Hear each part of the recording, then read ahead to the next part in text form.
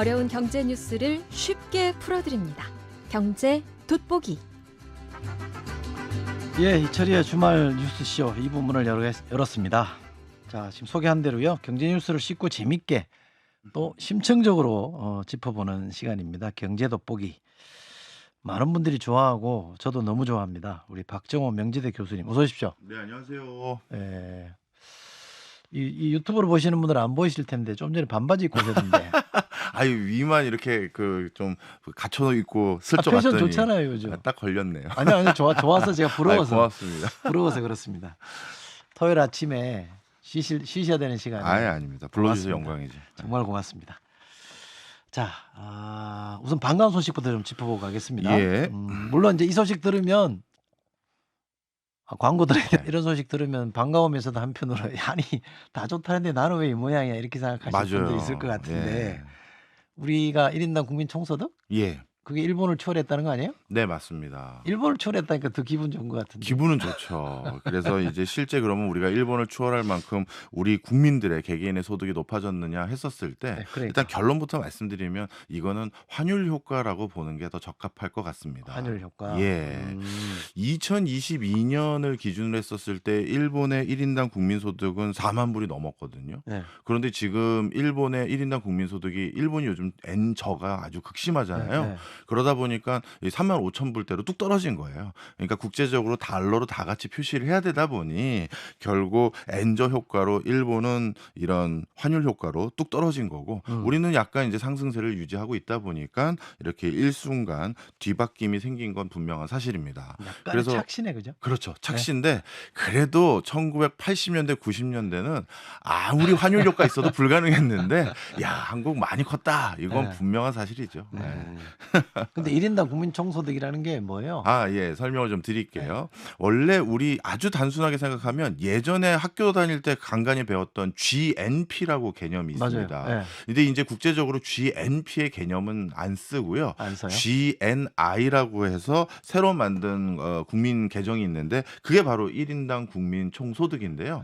그러니까 한 국민이 전반적으로 어떤 소득 수준을 가지고 있는지를 판단하는 지표인데 그러면 이 GNI는 우리가 흔히 또 알고 있는 GDP하고는 어떻게 다르냐? GDP는 말 그대로 국가 전반적인 경제의 규모를 우리가 확인하는 겁니다. 그래서 경제 성장률이라든가 경제 사이즈 이런 건 GDP로 평가하고요. 그러면 그런 큰 규모를 가지고 있는 국가에서 국민들 소득은 어떻습니까? 라고 했었을 때 그때 이번에 발표된 GNI를 사용하는 거죠. 참 쉽게 설명해 주세요. 고맙습니다. 귀에 쏙쏙 들어오게. 네. 뭘 해도 저도 할 줄 알아야죠. 참 부럽습니다. 근데 어쨌거나 환율 효과도 뭐든 네. 세계 6등이라는 거 아니에요? 요것도 좀 아니에요? 짚어봐야 될 게 있는데 6등 아니죠. 아니에요? 예. 이번에 세계 6위라는 건 그렇다고 뭐 조작을 한 건 아니고요. 네. 우리와 비슷한 규모를 가진 국가들하고 따로 추려봐야 되지 않겠습니까? 그래서 인구가 5천만 명 이상 되는 국가들만 따로 추려봤더니 그중에 6위더라. 이렇게 본 거죠. 사실 1인당 국민소득이 아주 높은 국가들 대부분은 인구가 아주 적은 맞아요. 도시 국가라든가 아니면 그냥 강소 국가들이 많은데 그런 국가들은 상대적으로 용이한 면이 많아요. 1인당 국민소득을 올릴 수 있는 그런 국가들과 바로 비교하기에는 우리도 덩치가 좀 큰 나라이기 때문에 그래서 그걸 구분하기 위한 거고요. 뭐 예를 들어서 그래도 그런 나라까지 다 합산해야죠라고 말씀하시는 분들이 있다면 만약에 그렇게 따져도 우리가 만만한 나라는 그렇죠. 아닌 게 네. 만약에 그렇게 따지면 서울만 따로 추려서 네. 서울의 1인당 국민 총소득을 계산하면 우리도 5만 불이 훨씬 넘거든요. 서울만. 예, 그러면 그런 도시 국가들의 못지않은 또 경제 규모를 이미 갖춘 거예요. 네. 그러니까 어느 걸 해도 상당 규모까지 오른 건 사실이다. 맞아. 5만, 서울 5만. 여기 국민으로 전체로 봐도 3만 6천. 예, 야, 이건 자부심을 가질 만한 거긴 해요. 그렇죠. 우리 맞습니다. 열심히 달려온 건 사실이죠. 맞습니다. 네. 예. 그런데 아까 말씀드린 대로 이 소식 들으면 뭐야? 그럼 나는 그렇죠. 나만 이런 거야? 예, 맞습니다. 왜 그래요? 이게 여러 가지 이유가 있는데요. 일단 GNI의 숫자하고 GDP의 숫자를 비교했었을 때 이 두 개 편차를 좀 우리가 알아야 되는데 요즘 저는 크게 걱정되는 게 국민들의 소득 수준은 올라간다고 하는데 네. 저도 일부 그 숫자 적으로 확인이 네, 되니까 동의하는데 경제 성장률 자꾸 떨어지고 네. 그리고 내가 체감하는 게 무엇보다 안 되잖아요. 그쵸. 이 경제를 굴려가는 방식의 태반이 너무 수출 의존도가 심해진 거예요. 수출 의존도. 예. 예. 그러니까 내수를 기반으로 장사하시는 분들 또 뭐 가게 하시는 분들은 뭔 소리냐 이게 더 오히려 난 소득이 줄고 있는데 이 소리가 자꾸 나오는 이유가 이 경제가 꾸려나가는 데는 반도체 수출이라든가 전기자동차 수출이 잘 돼서 그런 걸로 그런 부분에 일부 종사하는 분들의 소득이 급격히 늘고 있는 게 음. 일부 있고 그리고 그 과정에서도 예전에는 낙수 효과를 좀 기대했다가 이제는 뭐 전기자동차 공장 해외에 짓고 반도체도 그렇고 2차 전지 공장은 대거 다 맞아요. 해외로 예. 나가고 맞아요. 예. 그러면 뭔 낙수 효과까지 기대할 수 있느냐 예. 예. 이런 우려들이 있기 때문에 이 국민 총소득 세계 6위라는 숫자가 나하고는 다른 얘기다라고 인식하게 되는 경우가 더 많아지고 있고요. 네. 그게 지금 우리가 가장 크게 걱정할 부분이고요. 맞습니다. 또 한 가지 걱정을 크게 해야 될 부분이 3만 불이 중요한 게 아니라 전 세계적인 통계를 보면 국민 소득 4만 불을 목표로 달려와야 된다라는 게 통상적이에요. 예. 일단 국민 소득을 4만 불을 넘긴 국가들은 굉장히 국가 시스템이 안정화되더라고요. 예. 예를 들어서 하다못해 합계 출산율 같은 경우도 다시 일부 회복돼서 예. 인구가 줄어드는 속도도 완만해지고요. 그리고 국가의 경제 성장률 자체도 예전 같은 고도 성장률은 아니지만 2%, 3%, 심지어 4%대를 유지하는 국가들이 많아요. 예. 4만 불을 넘으면. 예. 근데 4만 불 목전에 그걸 달성하지 못한 국가들 같은 경우 마이너스 성장이나 아주 제로 성장으로 돌변한 국가들이 있는데 그런 국가들이 이탈리아랑 스페인이거든요.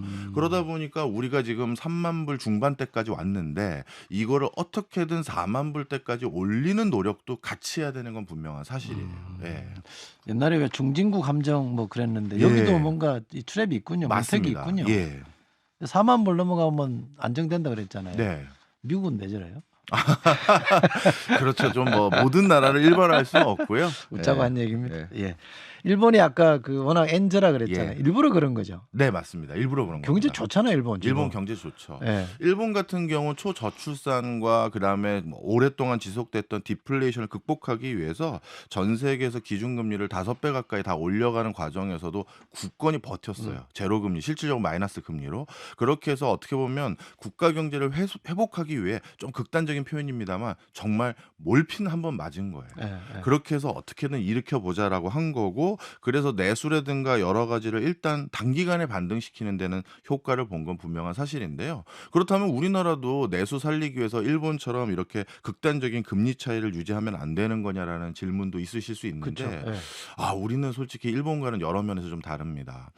일단 우리나라 엔화는 우리나라 원화는 일본 같은 준 기축 통화가 아니기 때문에 네. 예. 대외 여건 변화에 훨씬 더 취약한 부분이 있고요. 예. 그다음에 또 한 가지는 일본은 근 40여 년 동안 전 세계에서 1등 채권 국가예요. 맞아요. 그러니까 여기저기 돈 빌려놨기 때문에 일순간 금리 낮춘다 하더라도 국가 신용 등급이나 여러 가지 큰 문제가 없습니다. 근데 우리나라는 일본 같은 그런 규모의 국가도 아니다 보니까 그걸 그대로 따라하기에는 좀 어려움이 있어요. 그래서 이번에 국민소득 자꾸 늘어간다는데 국가가 날 위해서 뭐 해주는 거냐라고 했었을 때 그런 부분에서는 참 좀 아쉬운 점이 있죠. 일본한테 우리가 뭐 잃어버린 30년 이런 표현 네. 많이 쓰죠. 그런데도 저렇게 버티는 거 보면 네.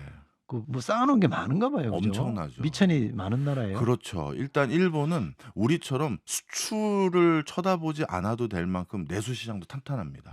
일단 인구도 억이 넘고요. 그렇죠. 그리고 엔화 아까 말씀드린 것처럼 준 기축 통화이고 그다음에 일본의 무역 구조도 이건 말도 안 된다라고 할 정도로 흔히 사기 캐릭터라고 우리가 부르죠. 그런 무역 구조 볼 수가 있는데 일본의 무역 수지를 나라별로 집계를 해보면요.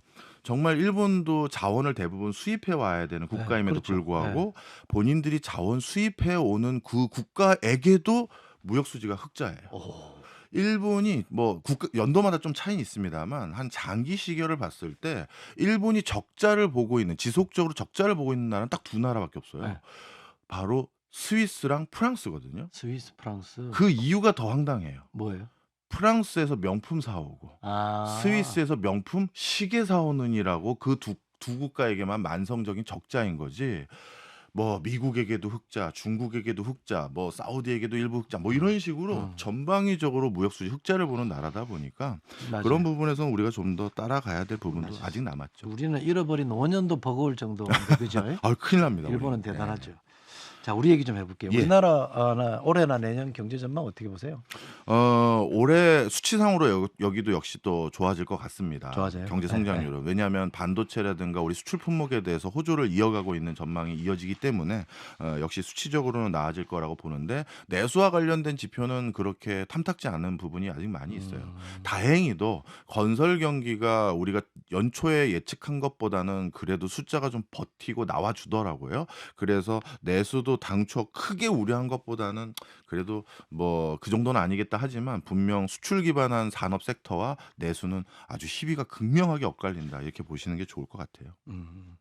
석유 나오면 어떻게 돼요? 아유, 뭐 이건 좀 바라는 마음이죠. 아까 우리 첫 번째 소식에 1인당 네. 국민 총소득 얘기했잖아요. 네. 거기에 가장 극명한 극적인 어떤 효과를 발휘했던 데가 노르웨이거든요. 맞아요, 석유. 예, 북해 유전 나오기 네. 전에 국민소득과 그 뒤는 다르잖아요.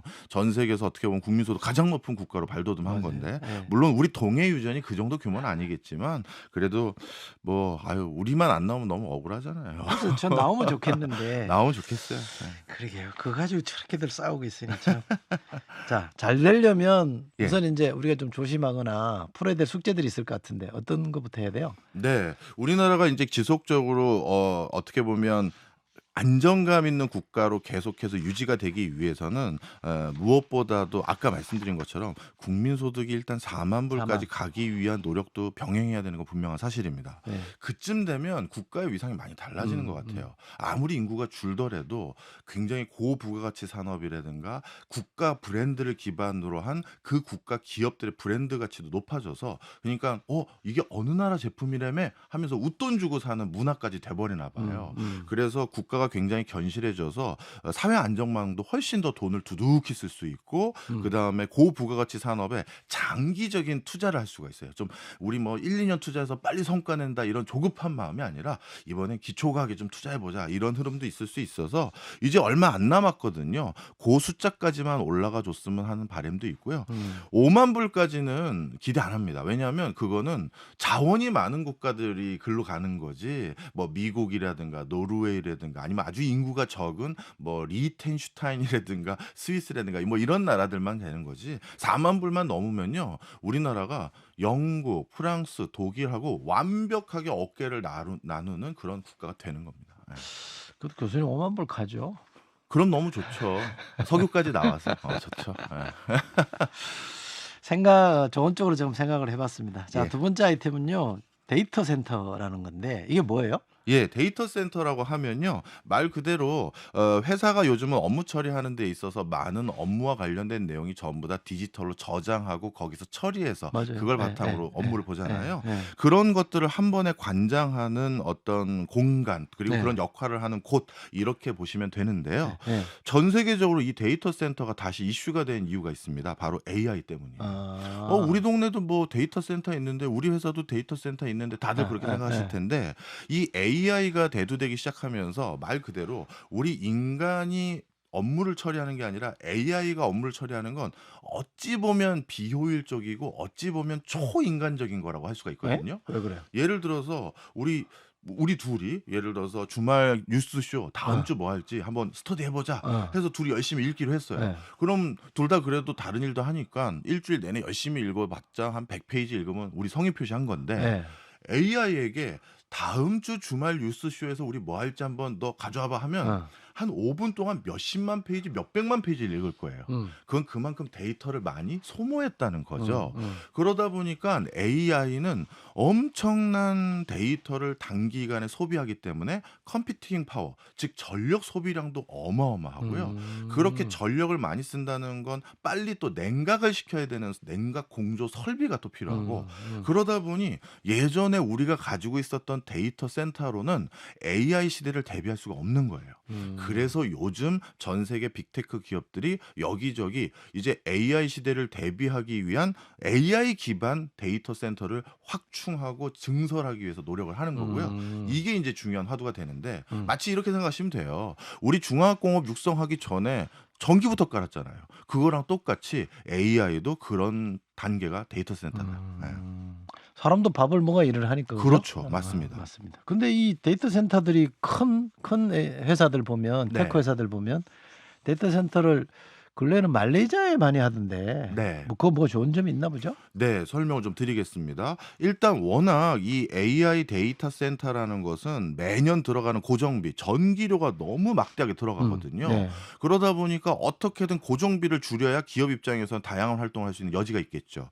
그래서 전 세계적으로 우리가 데이터 센터 구축하려고 하는데 전기료 좀 깎아줄 나라 있으십니까? 라고 했더니 말레이시아를 비롯해서 이런 나라들이 세제 혜택 드리고 저희는 전기료까지 파격적으로 할인해 드리겠습니다 하면서 말레이시아, 싱가포르 등등이 이런 데이터 센터를 적극 유치하기 시작한 거예요. 네. 그리고 저기 북유럽 국가들은 오히려 기후적인 이점이 있죠. 네. 냉각기를 설치할 필요가 없습니다. 저희는 원래 추워요. 이러면서 다양한 어떤 그런 네. 뭐랄까요?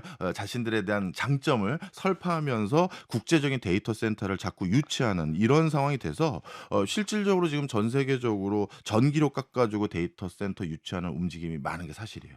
전기료 깎아주고 유치했다가 네. 다시 올려버리면 되는 거예요? 그럼 못 그렇게 나갈 거 아니에요. 얄팍한 짓을 할지는 모르겠습니다. 전기를 먹기는 어마하게 먹는 모양이에요. 네, 그죠? 맞아요. 아. 근데 여기서 이제 좀 특이한 움직임이 있는데 네. 그럼 우리나라는 왜 유치를 안 하냐? 네. 뭐 이런 것들이 네. 고민이 되겠죠. 그런데 우리나라는 단순히 외국 빅테크 기업의 데이터 센터를 유치 안 하는 수준에 머무르는 게 아니라 우리나라 내부 기업들의 데이터 센터에 대해서도 좀 부정적인 소리가 좀 많아요. 왜 그래요? 대표적으로 얼마 전에 고양시에서도 데이터 센터 건립하려고 기업들이 좀 찾아왔었을 때 여기다 하지 마세요. 나가세요 했고 네이버가 추가적으로 데이터 센터를 용인시에 제가 알기로 네. 처음에 기획을 했다가 용인에서 반대해서 세종시까지 간 걸로 알고 네, 있는데 이게 우리나라에서 데이터 센터를 논의하는 내용과 외국이 좀 다르기 때문인데요. 외국 같은 경우는 데이터 센터가 이게 고용 친화적인 산업이 아니라는 걸 다 알고 있어요. 우리도 그렇고 외국도. 네, 네. 그리고 전기만 잔뜩 잡아먹고 네. 또 물도 많이 써야 되고 네. 시키려고. 네. 그러다 보니까 우리 전기료까지 올라가는 거 아니냐 이런 우려가 네, 있기 네. 때문에 외국에서는 이런 큰 회사들이 데이터 센터 진행할 때 고용 창출 효과라든가 여기에서 AI 전문 인력을 교육시켜 주겠다든가 이걸 결부시켜요. 네. 근데 우리나라는 그 논의 없이 그냥 데이터 센터만 짓겠다는 논의가 있다 보니까 톤앤 매너가 달라지는 거죠. 우리나라에서 이렇게 부정적인 걸로만 보고 네. 외국에서는 유치하자 이렇게 되는 거고 미국 같은 경우는 위스콘신주의 MS 그룹이 저 데이터 센터 할 때 거기 위스콘신 주립대학하고 학과 설립하고 데이터 센터 전문 인력과 연구소 증설하겠다 하니까 지역 경제 파급 효과가 있으니까 선호를 하는 거죠. 시간이 얼마나 있는지 모르겠습니다만 저는 오늘 이 말씀을 꼭 드리고 싶은데 우리나라도 지역 균형 발전 차원에서 기업 유치 얘기 많이 하지 않습니까? 네. 데이터 센터 말고 이제 다른 기업들도요. 맞아요. 네. 그런데 꼭 기억하세요. 우리 많은 청취자분들, 시청자분들 이제 어느 지역의 유권자실 텐데 그 지자체 장들이 또는 국회의원들이 말하는 기업 유치라는 게 도대체 기업에 뭘 유치하는 거냐라고 꼭 되물으셔야 됩니다. 뭘? 예. 기업의 본사를 유치하는 거냐? 음. 기업의 연구소를 유치하는 거냐? 네. 기업의 공장을 유치하는 거냐? 네. 그거에 따라서 희비가 많이 다른데요. 음. 대부분 지역 같은 경우 그동안 공장 같은 걸 유치했지 않습니까? 네. 그런데 예전에는 공장을 유치했어도 일자리 많이 생겼고요. 그것 때문에 지역 경제에도 긍정적인 효과 꽤 있었어요. 맞아요.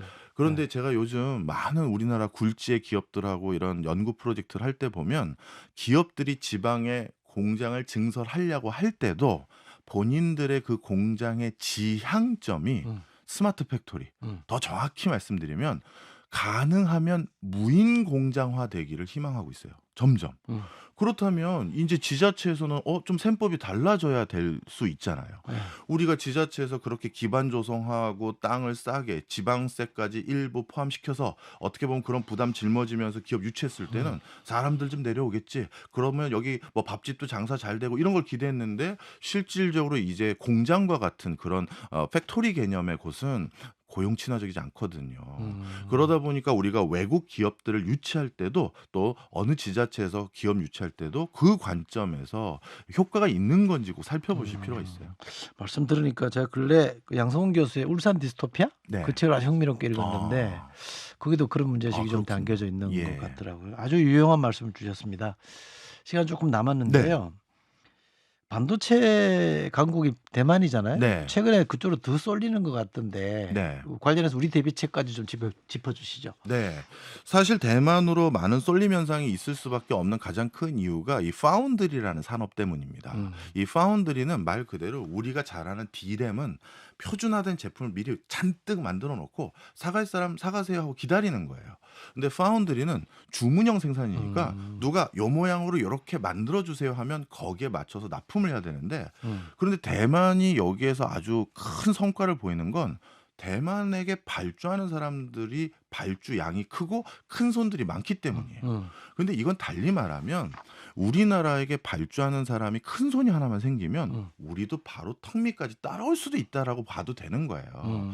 D램 분야 같은 경우는 대만이 이제 와서 큰 설비 투자해서 우리 같은 규모의 경제 실현에서 가격 단가까지 낳는다? 그럼 치킨 게임 돼서 그거 들어올 수도 없어요. 그런데 만약에 이제 새로운 전기 자동차라든가 인공지능 분야에서 우리 한국의 삼성이나 SK에다가 뭔가 파운드리 분야에서 추가로 굵직한 발주를 하면 이건 바로 턱 밑까지 따라올 수 있기 때문에 실력 갖추고 기다려 보면 반드시 기회가 있다. 오늘 긍정적으로 얘기하자고 하셔서 네. 저도 그렇게 보겠습니다. 너무 긍정적이었나요? 어떻게 이렇게 설명을 잘하세요? 아니, 쉽게 해야 저도 뭘 해도 먹고 우리 박정호 교수님 모신 거는 참 신의 한 수인 것 같습니다. 아유, 고맙습니다. 오늘 설명 너무 고맙고요. 예. 지금까지 명지대학교 박정호 교수와 함께했습니다. 고맙습니다. 고맙습니다.